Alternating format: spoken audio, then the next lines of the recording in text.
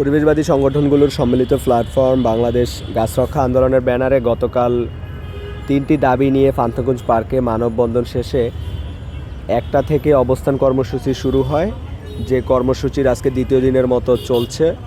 আমাদের 3টি দাবি হলো, হাতিরঝিলে এলিভেটেড এক্সপ্রেসওয়ে নির্মাণের কার্যক্রম বন্ধ করতে হবে এবং সেখানকার পরিবেশ ও জীববৈচিত্র্য পুনরুদ্ধারে পদক্ষেপ নিতে হবে। পান্থপথ পার্কেও এলিভেটেড এক্সপ্রেসওয়ের কার্যক্রম বন্ধ করতে হবে।